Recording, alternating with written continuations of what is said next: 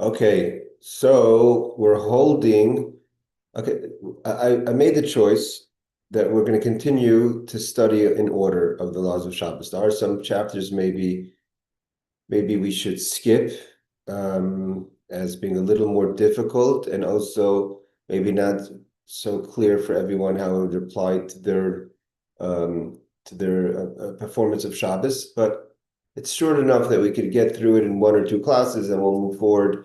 So the finishing off of this chapter, the next chapter kind of deal with still identifying what it means to be a private domain, etc., and things we can do. And then we have the chapter after that about different clothing, which are a lot of important questions about what can be worn outside, what cannot be worn outside, different pins. We addressed the question of different clothing. Is everything something we can take with us in the outside, wearing a wristwatch on Shabbos, etc. But we're not there yet. Hey, Aaron. So let's continue. We're holding in 82, chapter 82, law 10. This is something that comes up all the time. Ha'isha medadida asbina. Let's say okay, so we're not talking about obviously in a place that's outside an Erev. So there's no Erev that would permit using a carriage to carry your child. And here we're going to address a question that some people don't try to manipulate a little bit the law. So if you're outside of an Erev and you don't have a carriage, so you can't use a carriage, and you have a child that you're trying to take along with you, and the child that refuses to walk, or the child needs help walking. So what do? You can't pick up the child and carry them. Although you want to use the leniency of a chaynais atzmai, that a live person is not being carried, he or she carries themselves, so it's not considered carrying. The Alter Rebbe addresses this at the end. Sorry, the Kitzur addresses this at the end of the Sif. But what should a person do? So it says a isha, just says a woman, not because it's woman versus man, but if the woman is the one who's taking the child. Medadida espina afilu b'shus rabim. She may lead her child. Obviously, it doesn't make a difference if it's a boy or a girl. In a public domain, even in a Shus Rabim. It's not just talking about a Carmelist, but a Shus Rabim. Again, just to remind ourselves, a Carmelist is a rabbinic public domain, meaning it doesn't have the qualifications to make it a biblical, a daraisa public domain, but the rabbis consider it a public domain. So all the laws, which is, again, most of today is the outside space that we have is a Carmelist, especially where Barbara is living in the island over there. There's definitely no Rosh Hashanah. You have to have a certain wide streets with a certain amount of people. But nevertheless, even in Rosh Hashanah, a woman could take her child, even though it means the child is lead, but lead is also kind of the child is not walking properly, right? Doesn't walk on his or her own properly. So it says you have to be careful. You should not drag the child, like you're dragging the child along. That's not called walking. You're taking your child on a walk. We're not going to get into if that's a way to behave with your children in general, but if you need your children, if let's say your child sits down on the street and you want to get the child inside, you can't just drag the child inside. That's not called walking. You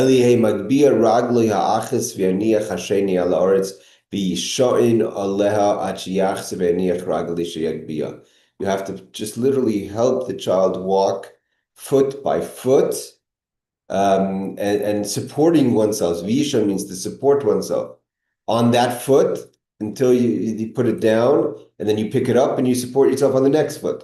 Literally helping the child right, left, right, left. Shenimsa turns out, what's the idea over here? At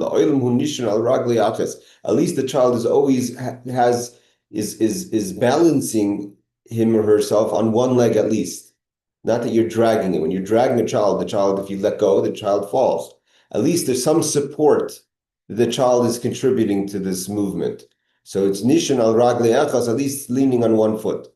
But if she's going to drag, or he, the father for that matter, the child with both its feet, so there's no support of the child's own feet, is as if you're carrying the child. But also and then it's prohibited not just in the public domain, but even the Carmelists. Again, the Carmelists is the rabbinic public domain. sheyochel leilech v'raglav aser afilu b'karmelis. So to carry the child, even if he's mamish, to carry the child. I feel him who godel kokach sheyochel leilech v'raglav vaday. Means what about if the child is a child that if the child was not being stubborn? Let's say a kid could be 10, a kid could be 20 years old, throwing a temper tantrum, sits down on the floor. Right? I'm not moving. The kid could walk, just decided not to walk. Or whatever the reason is the child's not moving. So even though if the child wanted to, he can walk or she can walk, you're still to carry him. Also, you're not allowed to carry another person, even in the rabbinic public domain. Why?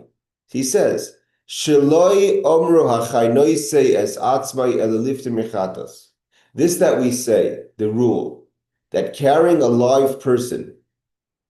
So the live person really carries him or herself. This is an expression in the Talmud, means achai noises atzmi.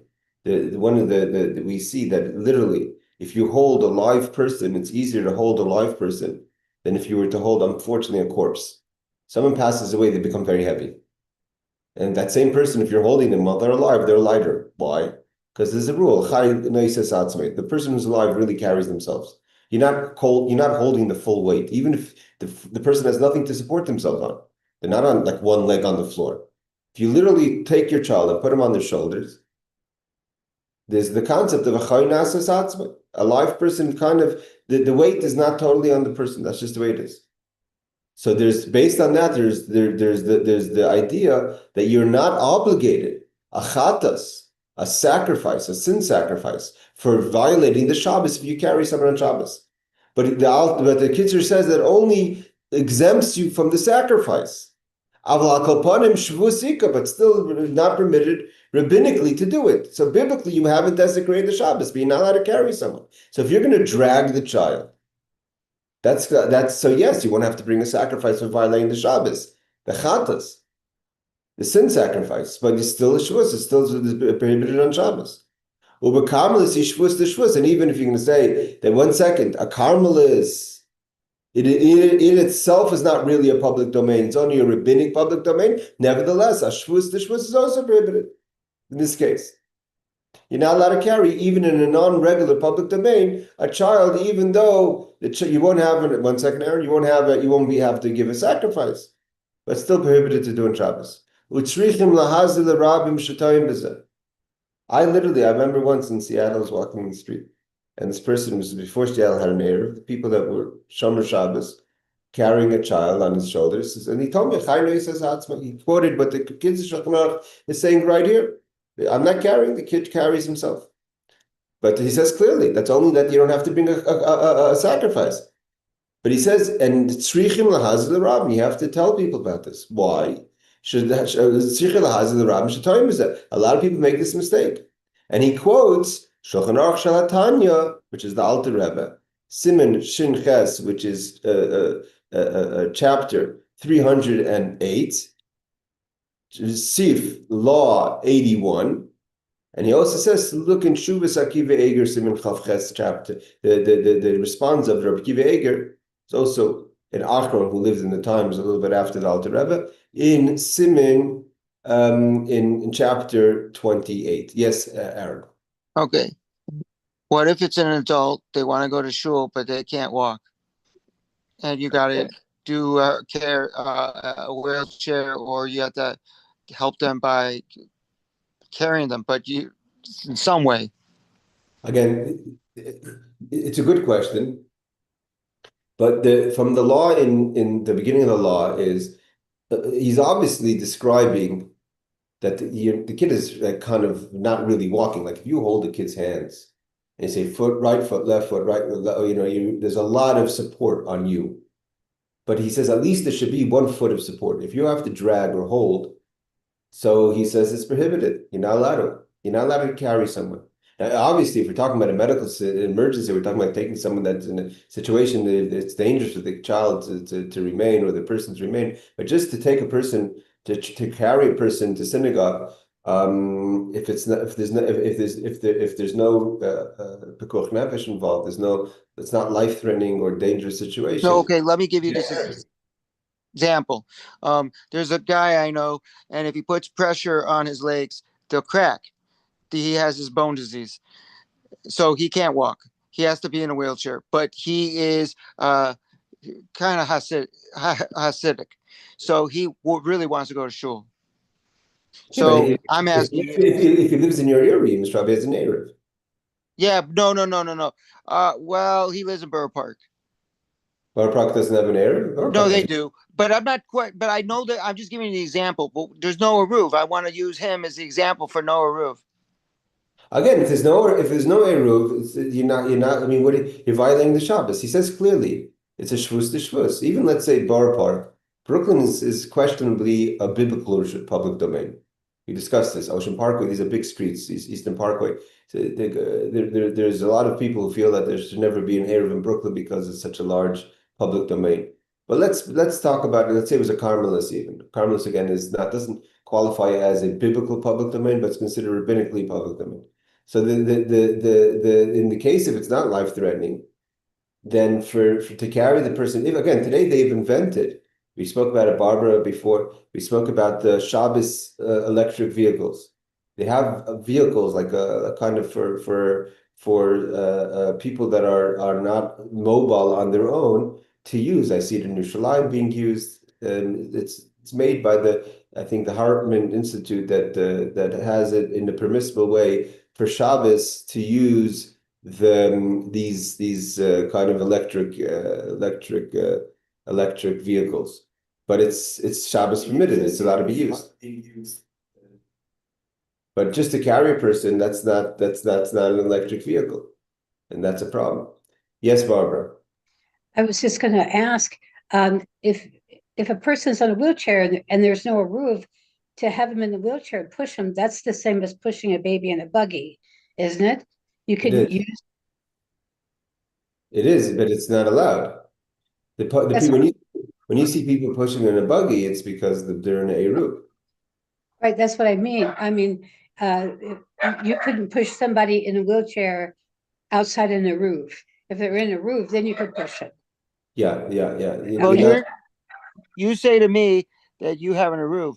I believe in the roof, but I know half of a lot of the Syrians don't believe in the roof.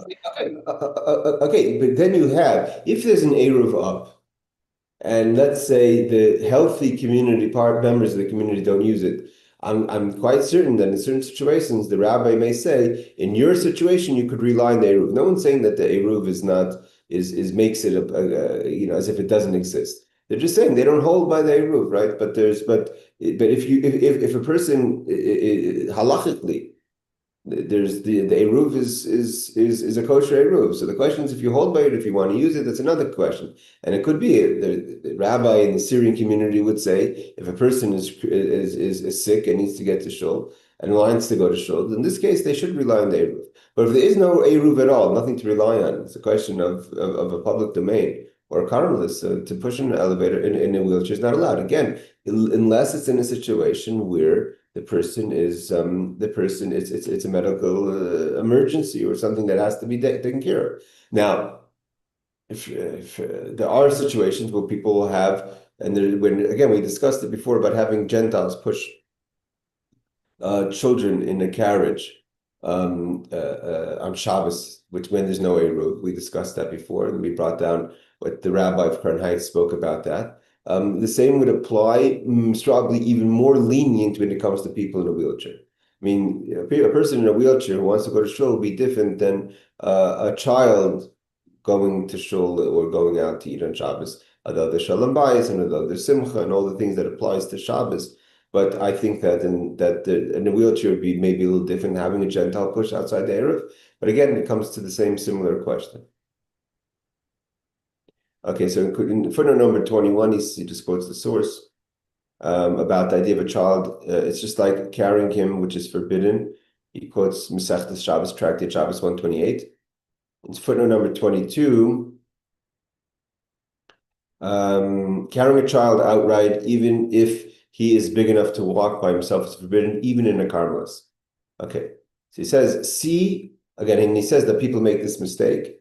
And it's prohibited to carry on Shabbos. It only applies to making a person not obligated to bring the sin sacrifice, but still a shvus is still prohibited to do on Shabbos. See also Bir Halacha, another commentary on the Halacha, the Mogin Avram, the Chai Adam, and see also Rabbi Kiva Eger, which he quotes at the end. 23 is a sin offering is brought for unintentional desecration of the Shabbos, so you don't have to bring a sin offering, but still prohibited to do. Okay, let's continue. Again, I think I saw once, I was once walking with a rabbi, a very strong halachic authority here in Jerusalem. So Jerusalem has an Eruv, right? He doesn't carry on the Eruv. And I remember this is years ago, mamish years ago. So it was, must have been, wow, it must have been, this is the Shabbos that my nephew was born. So we're talking about over 33 years ago. So he was walking on Shabbos with his daughter, one of his daughters. And so he was kind of like picking her up and moving her, picking her up and moving her. So she was always standing on her feet and he wasn't walking with her, but he was like literally picking her up and moving with her. But I'm sure that one of the reasons he was doing that was, so he wasn't dragging her and he was just picking her up and moving her less within the 4 cubics. So he was within space and there was an Arab, but she doesn't hold by the Arab. So kind of everything together, that's how that his daughter made it from the synagogue home. Okay. Amas Hamayim. If you have a stream of water, this is a question. You have places, anyone who lives in the north end of Seattle, there's a lot of streams that pass through people's gardens and houses.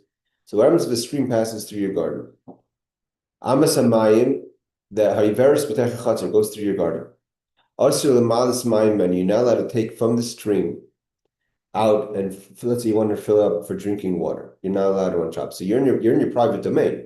Let's say you have, I forget who it was, Howard told us about those bottles that have the filters or the straws and all that, right? So are you allowed to take the water out?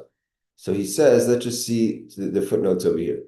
So he says a stream that is 10 tefachim deep and 10 tefachim wide. So here he's explaining the dynamics of it. The dynamics is that if it has, again, 10 tefachim is about 30 inches wide and 30 inches deep. So it's a stream, but it's not a river, but there's a substantial amount of space in that stream. That the reason why he's saying about the 10 tefachim wide and deep is because then it's taking out of it's switching domains. The problem of it is, so what do they do? Today we have sinks. So in other times, so the laws, I don't know if he's going to get to it later, but the laws of Shabbos, what do you do if you live over a stream or you live over a lake that you could drink out of? So you would have to make a kind of eruv in the water by making kind of fence, and it has to be leg. You kind of privatize a certain square that allows for you to go into to take the water out. Otherwise, you're not allowed to take the water out from a stream, even though the stream itself is running 100% through your yard. Right? You could have a stream, you could have that both sides of the stream as part of your private yard, and you have a fence around it. But the stream itself, because it has the depth of 10 on 10, is its own domain, and you're taking from one domain into a private domain. Now, there are ways to deal with it. He doesn't go into discussing it. So 25, as he says, the stream passes through and does not stagnate in the yard as a pond. It means it's flowing water. So the water kind of is just passing through your space. It's not settling in your space. It is forbidden to draw water. So here he says why. Because such a stream is a carmelis. This is a carmelis within your public domain, in your private domain. And the yard is a private domain. If it does not flow out, if it does not flow out of the yard, but collects as a pond, it is all in a private domain. See Sharat Zion for further details. Again, there's ways of dealing with it. There's what happens if you have your porch goes over you want to drink. So there's ways that they deal with it of making a heker, kind of privatizing that space. But the problem is that the water itself has the law of a carmelis, and you're not allowed to take the water from a carmelis, which is a rabbinic public domain, into your yard, which is a private domain. Yes, Aaron. What about a well on your property? A well is collected water. So that's okay then? If it's a private well, okay, yeah, people. I mean, there's even wells in a public domain. In the laws of Shabbos and Eruvin, what they would do is they would make these kind of these kind of corners around the well to privatize the space around the well to allow a person to go in and take out water. But that's because the water is stationary, it's not flowing. Because the river flows and the depth is 10 by 10, so that it's like having a groove in your yard that's not, and it doesn't belong to you. So it means a pond is, we don't say that a pond has to be less than 10 by 10. Even if the pond is a deep pond and a wide pond, but the water stays still, so it's all the private domain. But here, the very fact that the water doesn't stay in your space, it keeps on flowing through. So the water is not settled in your place. So you're taking something from out of your domain. But where you live, you could actually drink that water? I think no, in Seattle you wouldn't touch that water, but I'm just saying that. But I mean, I had when I used to live in St. Louis, Missouri, we had a creek. That water is dirty. yeah, today we wouldn't drink out of any water. You have those, but like I said, let's say you have one of those things that Howard was Life talking about. straws. Yeah. Okay, let's continue. Lo yamad adam rishus hayachid. Okay, so things like this, liquids and fluids in your body is in stationary point A. If you're going to urinate, for instance, then you're going to you're taking liquid from point A to point B. So lo yamad adam rishus hayachid v'yashtan hayorek l'shus harab. You can't urinate or spit from a private domain into a public domain, or a carmelis, or to a rabbinic public domain. Or vice versa, to stand let's say you're standing on the street and you urinate into a private space, that's prohibited. And also from Rishus Rabim, a public domain to a rabbinic public domain. Or from a rabbinic public domain to a biblical public domain. You're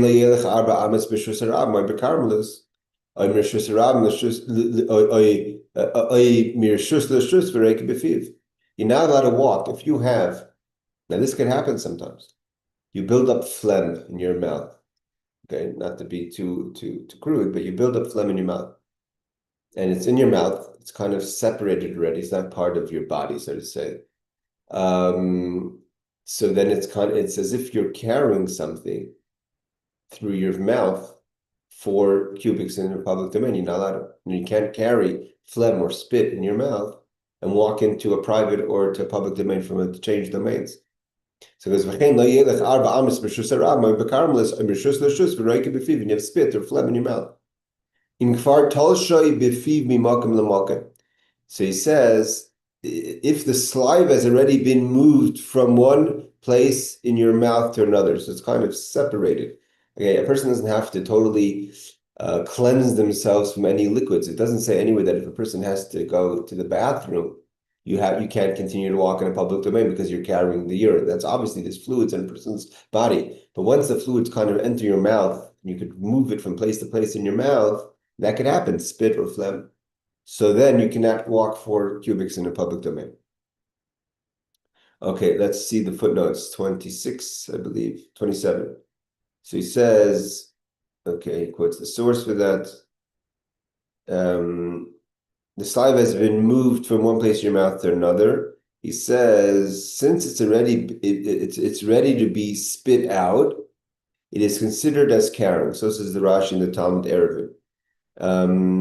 The Bir halacha tends to be lenient in this halacha in a true carmelist. So the Bir halacha, which is one of the commentaries on the law, says that if you're not in a public domain itself, but you're in 100% what we would call the carmelist rabbinic domain, so then he's not so careful about carrying spit in your mouth, even if it's already been able to move from one place in your mouth to the next, kind of like as if you're carrying it, but it's still in your body, you haven't taken it out, so it's not the same thing.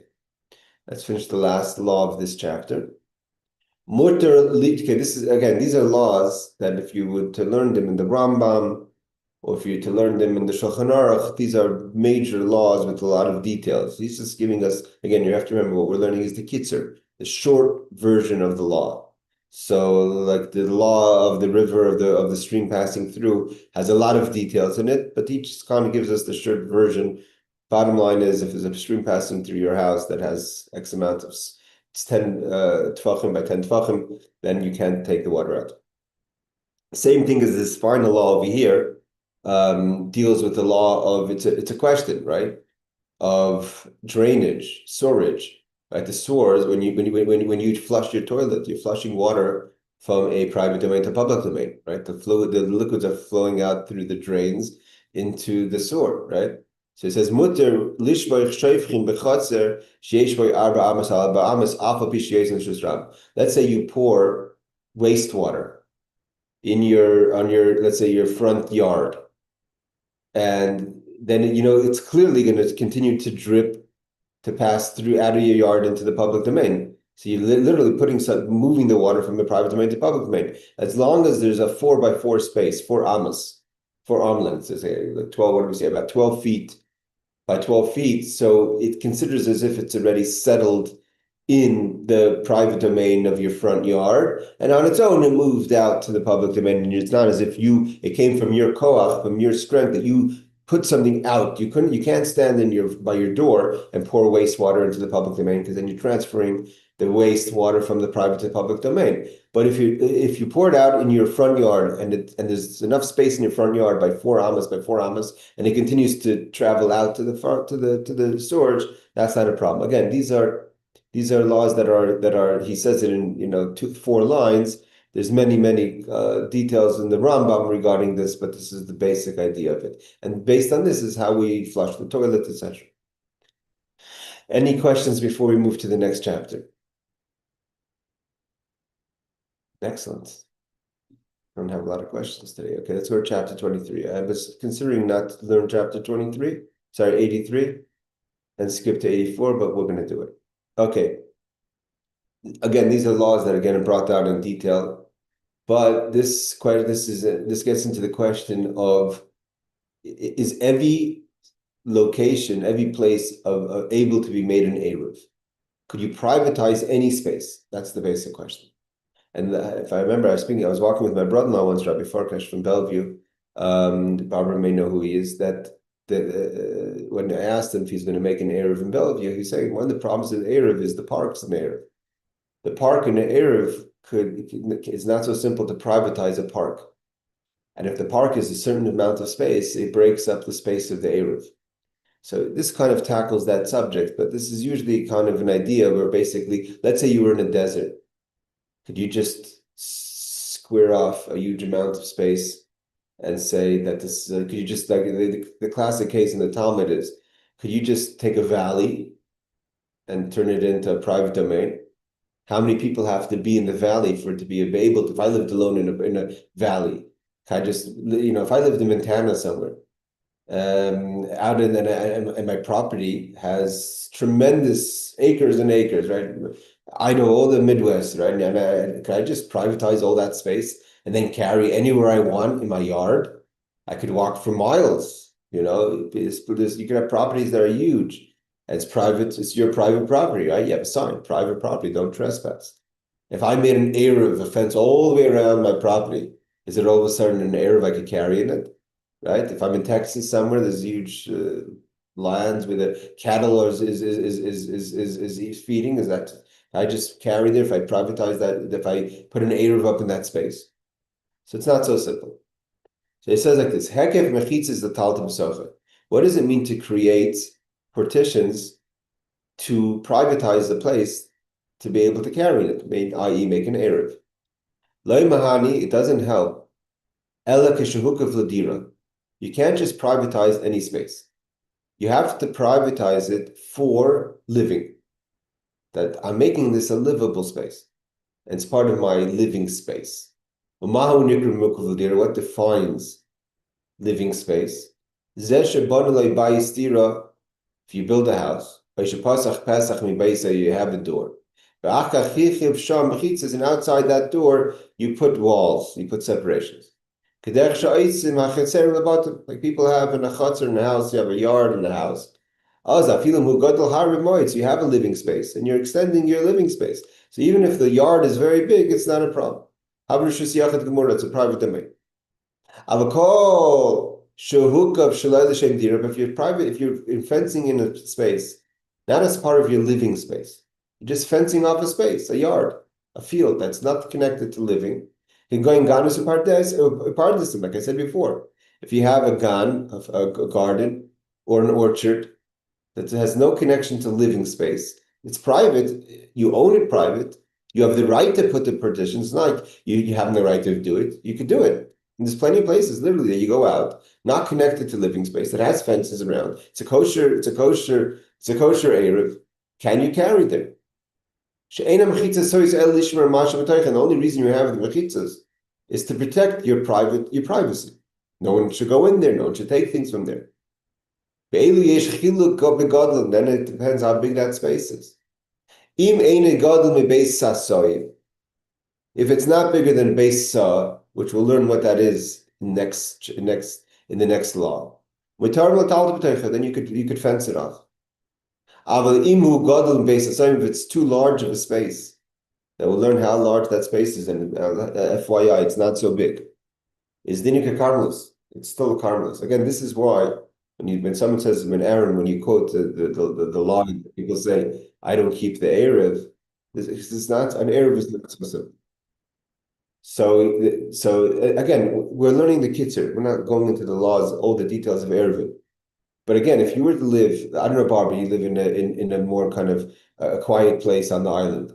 If you had a private place that wasn't connected to your house, and you fenced it off, and even you own it, it's not so simple. You could carry it. So he says in footnote number, he's not going to have so many details in this. Because again, it's not so applicable for people's knowledge. It's either you can or you can't. Now, if it's gardens and orchards, now he says in footnote number 1, Sir Bir Halacha 3581, on whether animal dwellings are considered dwellings. Let's say you have barns, a barn in a space, and you fence off the outside space for the horses or the cows. Is a barn considered a living space that changes the dynamics of this fenced off areas? So because you have to look into the Bir Halacha for that. In footnote number 2, he says, okay, he'll explain what is base saw. Number 3 is rabbinically, but midaraisa, it's a private domain. Shulchan Aruch. So here he quotes from the Alter Rebbe, that from the Baal Tanya, that this idea of that if it's just an orchard or field that has no living space, and it's larger than the amount of space that we're going to describe in a second, so it makes it a karmelis only rabbinically. But midarais, it's a private domain. I mean, midarais is a place that you could carry it biblically. Okay, and that could come into question if you're going to be lenient in certain situations. Now, he asks, how large is this space? Again, this is for us, for someone living in Brooklyn or in Manhattan, this is uncommon, but Manhattan also has Brooklyn have these huge parks, right? But if you're living literally out there where you have these huge private properties that are not connected to your house and you fenced it in, if you want to go camping, the question is also how many people have to live in that space to make it livable. If you just pitch a tent, let's say you have a private property in a fenced off area, and you pitch a tent in that area, and it's bigger than the size we're going to describe right now, and you say, well, it's my property, and I have a fence all around the property, but no one else lives there, and you're spending Shabbos there, it's not simple that you could carry there at all. In many cases, it's forbidden for you to carry as if you're in the public domain. So he says, Kamahu shir sasayin. Again, so this question comes into really, I shouldn't say it's not so applicable. It's applicable, again, if you go camping. It doesn't have to be your private domain. Let's say you go camping in Mount Rainier. You go camping in a place that's, maybe it's fenced off. What's the laws on Shabbos if you go camping? So he goes, Kamhu shir sasayin mishkan. We look at the tabernacle. Because the tabernacle was what's called the space, everything about Shabbos is built around the tabernacle. The tabernacle's what's considered a malacha is if it was done in the tabernacle. How they carried things and how they did things was all in the tabernacle. So what is considered a chotzer, what's considered a space, is what the space of the tabernacle. And beyond that is a larger space. So what's the shear of Sasayim? The space of the courtyard of the tabernacle, which was how large? Mea Amma. So Mea Amma, again, Mea Amma would be 100 Ammas, which is, let's say, 150 feet. 150 feet is not large. Long, v'chamishim amma reichav. And 50 feet, which would be 50 Ammas, which is be, let's say, 75 feet wide. So if I'm correct that an amma is a foot and a half, 18 inches, right? So you would have it by 150 to 75. That's not huge. V'imu meruba, and if it's a square, it's not a rectangle.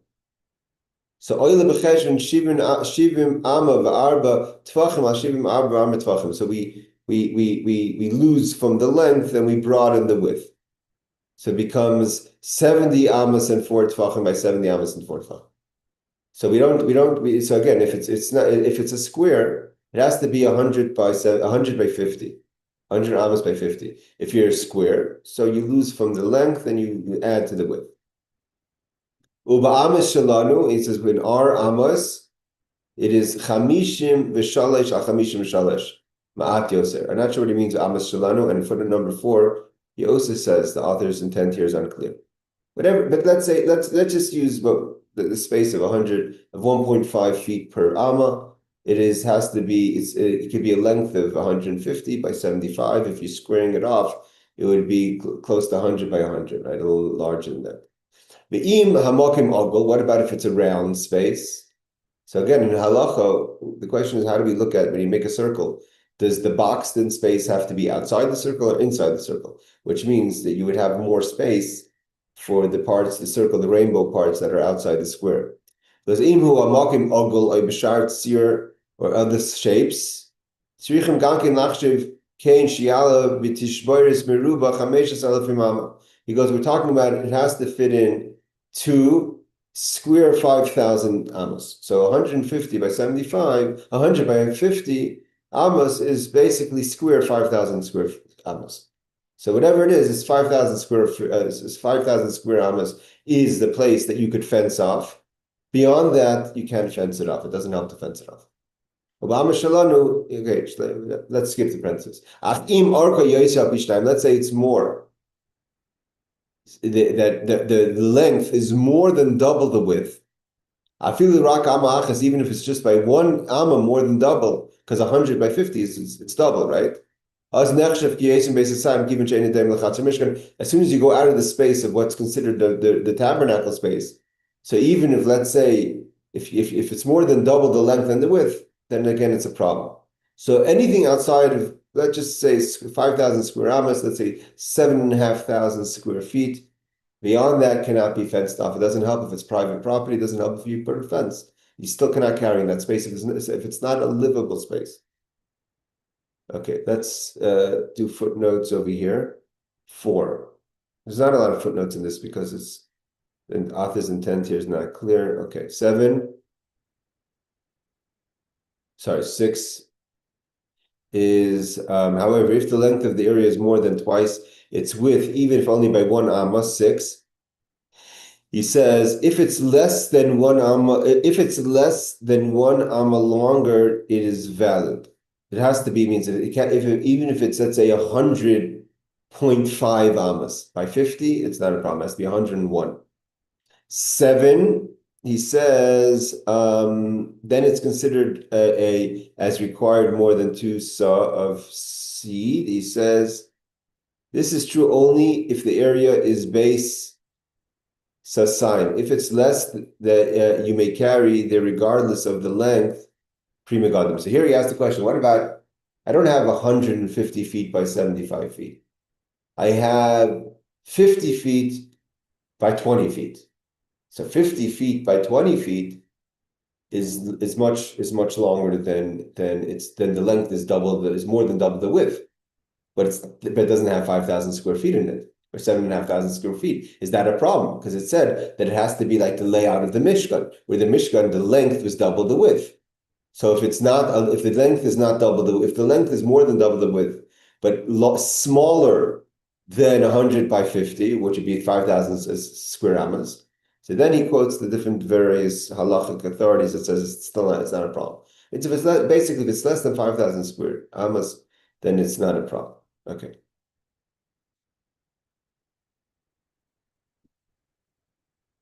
So this is true only if the area is based on time. If it's less than, the only problem based on this is, I mean, I don't ask too many questions on a complicated law, but then the problem is not because it's bigger than the Mishnah. Then the problem is because it's more than 5,000, than 7,500 square amas.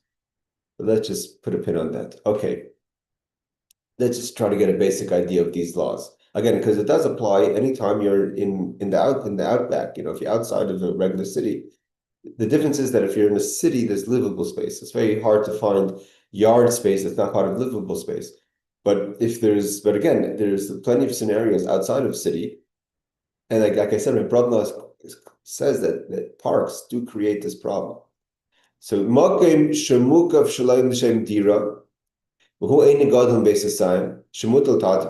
let's say we have a space, private property, less than 5,000 square amas, that's been enclosed. So there's an Eruv put up there or fence.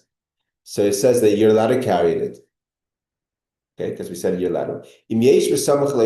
If from that place there's a yard, a private chutzner, a private courtyard.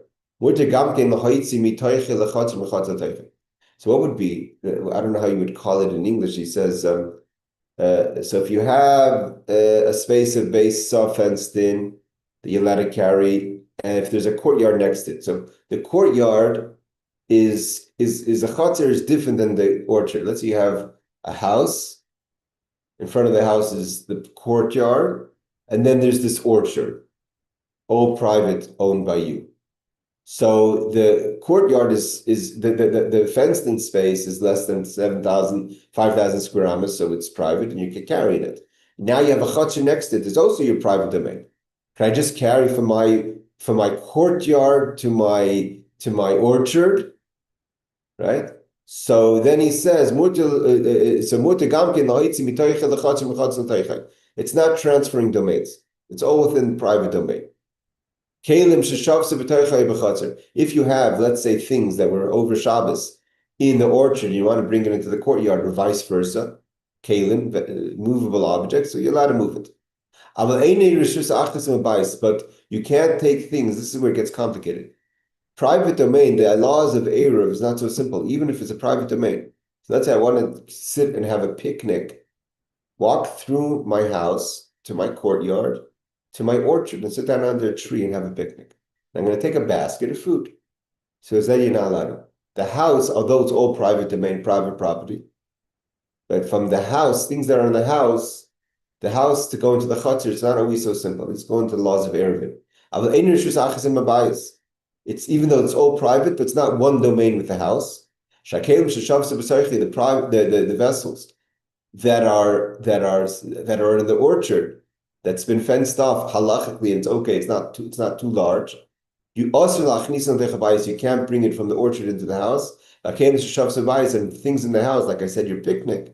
So again, you can't just. A person may think it's all private domain. I have a huge yard, and my yard goes into my orchard, and it's all privatized. Can I just take my challah, my sandwich, and walk into my orchard and sit down? It's not so simple. So again, this is where, if you want to look at it, like the case of a park, right? So you have your house. Let's say you have a house that has a yard that goes into a public private domain. Let's say you live in a if you live in a fenced off area, let's say a golf club, right? There's a place in the North End in Seattle called, I forget what it's called, the golf club over there. So a lot of the houses have a house, private yard, means people from who belong to the general courtyard can't go into your private house because it's your private yard.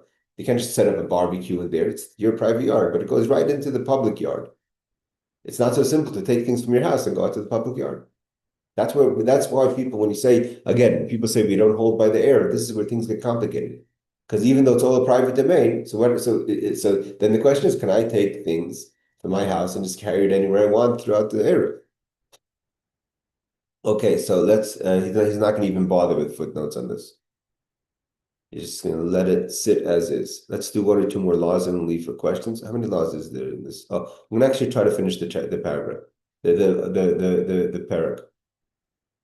He says, Mokim shukum shalai l'shem dira, if a place was surrounded, but it's not for livable space. Again, a golf course that people live in the golf course, right? There's like, again, the houses on the outside perimeter, and then or sometimes in and out, and then there's a big fence, it's privatized, but it's a big space, it's not livable space. So if the question is, so you're allowed to cut, he says you're allowed to fence it off. It's less than 5,000 square hours of non-livable space, but it's not all considered your chutzner, your private yard. So you could carry things within, let's say, the golf course into your yard, but you can't bring it into your house, or vice versa.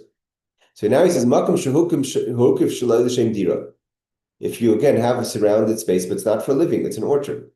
And let's say you first build a fence around a big space, and then you put up a house or a livable space.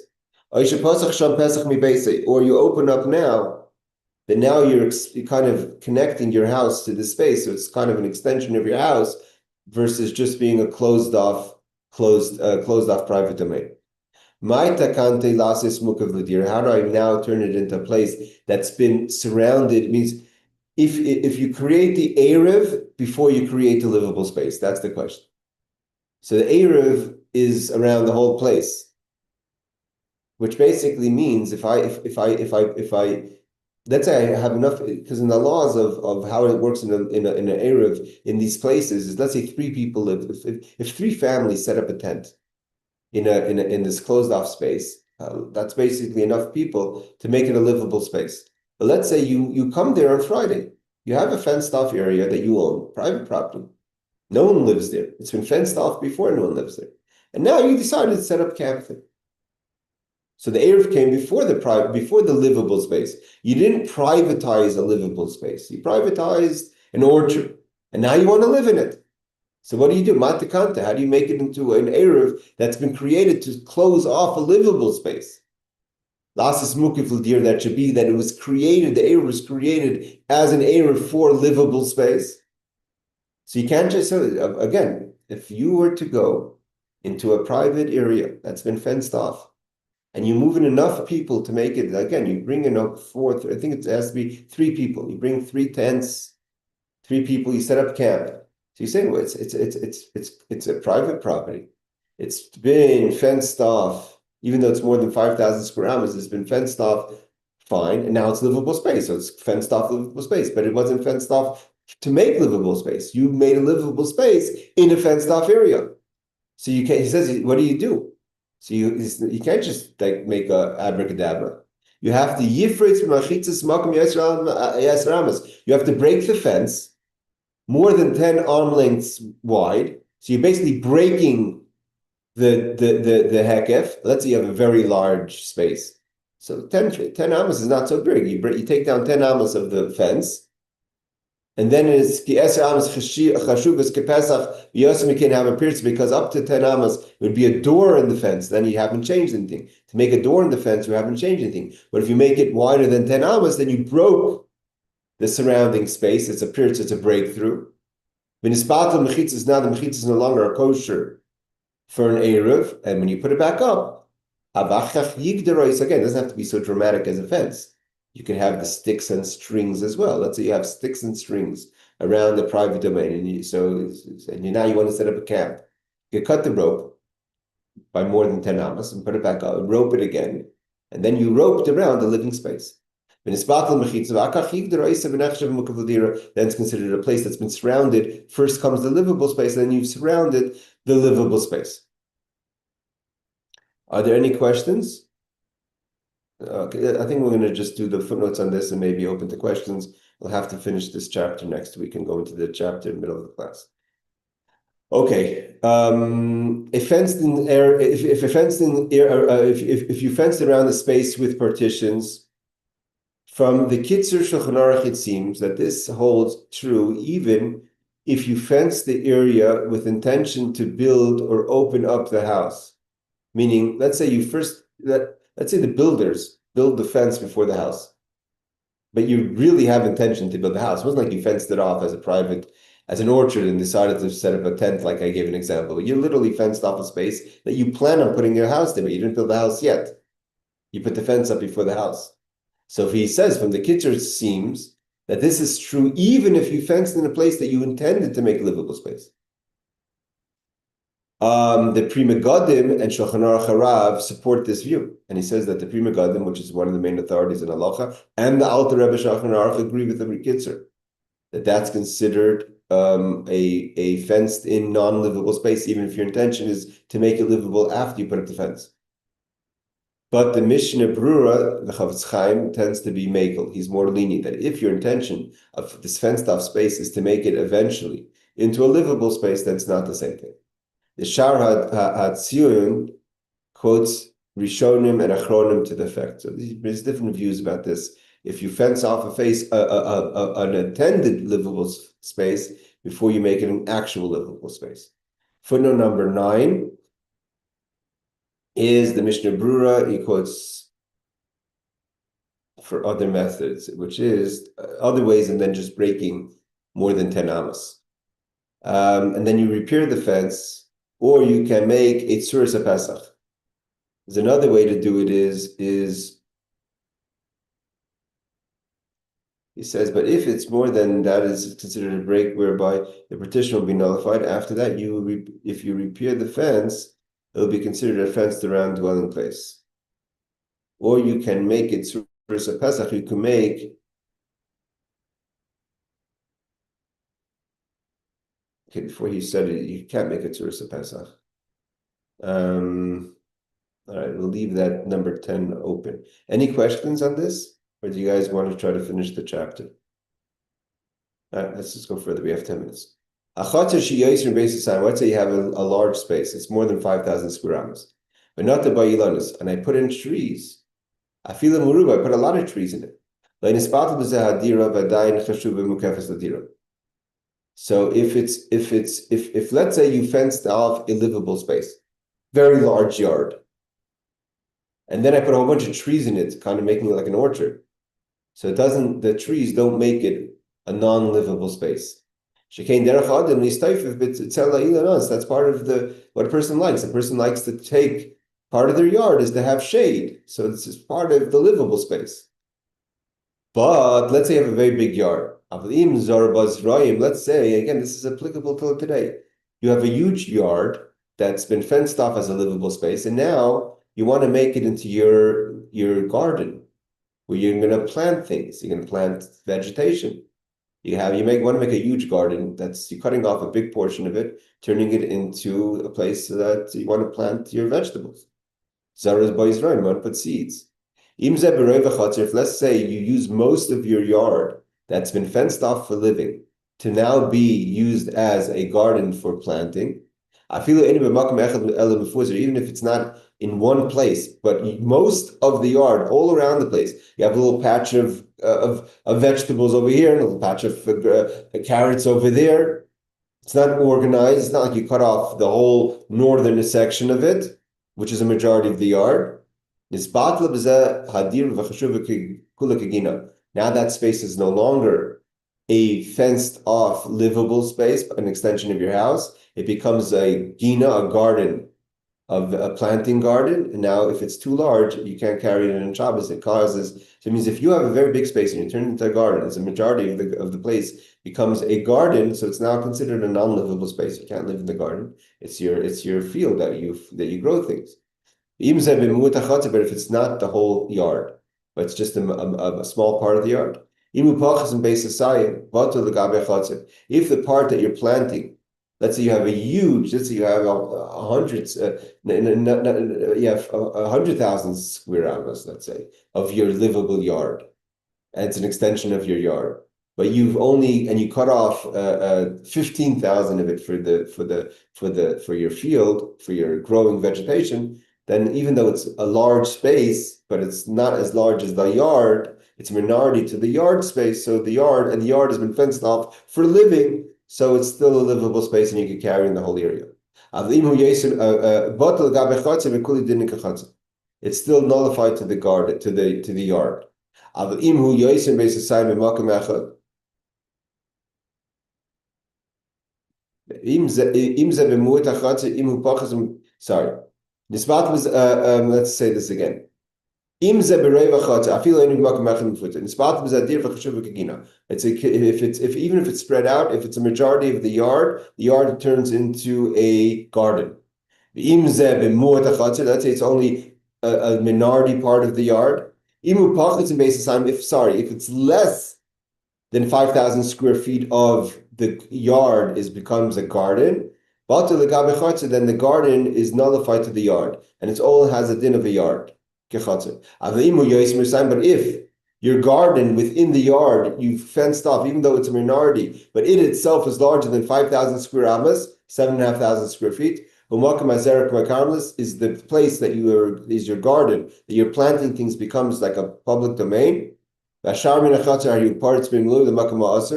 because there's no separate fence that separates the garden from the yard, so it's like open to an exposed space, and then turns the entire yard into a place that's not fenced off, and therefore you can no longer carry in the yard. So you have to be careful. If you make a very large garden in your yard, it nullifies the eruv of the yard, and now you can't carry anywhere. All right, we're going to do the footnotes on this. Footnote number 11, I think. Including non-fruit-bearing trees. The Maharsha says, if you planted, including non-fruit-bearing trees. Okay. 12 is vegetable seeds. Most poskim say that gardens planted for beauty and relaxation are like trees. So he quotes, it depends why you grow your garden. If you're growing your garden because you like to eat the vegetables out of your own garden, so then it's a garden that breaks questions. If it's a majority of the yard, it breaks the yard. But if you're just doing it as a hobby, to relax yourself, you don't need the vegetables, but that's just a way for a hobby for you to relax yourself. Then it's like trees. It's part of the beauty of the yard. It's not a garden on its own, so to say. Footnote number 13, he says, most poskim say that planting nullifies the status of dwellings only when the planting was done after the walls were put up. But if you put up the wall around an existing garden for dwelling purposes, the garden does not affect the status of the dwelling. That's a big deal. So let's say you first make your garden in your yard, even though it's a big size, and then you fenced off the whole area for living, so then the garden doesn't break. It means the garden, according to the way that he quotes these poskim, these halachic authorities, is the garden breaks the eruv. But if you make the eruv around the garden, and there's enough livable space, so then the garden doesn't have that effect. Number 14 is that if it is no compared to the courtyard and the whole area is regarded as a courtyard. It means if it's small, except that you may not carry vessels from the house to the garden. Okay, you no longer, because the courtyard the garden is still a private space. Which case is this? What are we talking about over here? Covered less than, and this area is less than 2,002 saw. It is no consequence compared to the courtyard, and the whole area is regarded as a courtyard, but you can't carry, he says, from the garden to the house. Okay, like we said before, even if it's fenced off, you can't carry. Right, let's just do one more law because we can finish this chapter. If you have a garden, a yard that's only 5,000 square feet, square amas, and you plant a little bit in it, we go after the majority. Let's say again, this law is the most practical law. Not everyone has such a big garden and yard like 7,000 square feet. But if you have a small yard, but you cut off, but most of it you plant as a garden, most of your yard you turn into a garden. I think I had a neighbor like that. So we go after the majority.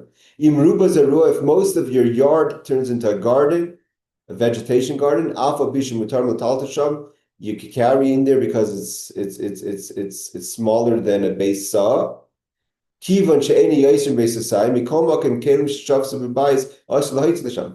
So it becomes complicated. If you have a backyard and you turn the majority of your backyard into a garden, you can't just take things of your own house into the backyard. Because and from the sorry, you can take it into the backyard, into the yard part, but you can't carry it into the garden part. Because we said even if it's all one Rosh Hashanah, you can't take it from the house to the garden. And therefore, if you don't separate the garden from the yard, so then the garden going into the garden breaks the separation of the yard, and the yard itself becomes prohibited. So again, just to put it in a nutshell, if you have a backyard, the majority of your backyard, it's smaller than 5,000 square feet, but your majority of it you're using as a garden, you have to fence off the garden separate from the yard to be permissible to carry in the yard. Otherwise, the yard is has a pritza, has an opening to the garden, and that makes now the yard a place that you can carry. So if you want to carry from the house to the yard, so you could carry in the yard itself and the garden itself together because it's less than the space. But you can't carry from the house to the yard if the yard is open to the garden. So that's why you should have a fencing off the yard from the garden, so you can carry from your house to the yard. Okay, let's do the last footnote over here. He quotes the Shulchan Aruch. All right, I know these maybe we went fast and they're complicated laws, but are there any questions? Because some of these laws are actually quite practical. I mean, things that we have to deal with. All right. If there's no questions, we will end here. And next week start with chapter number 8.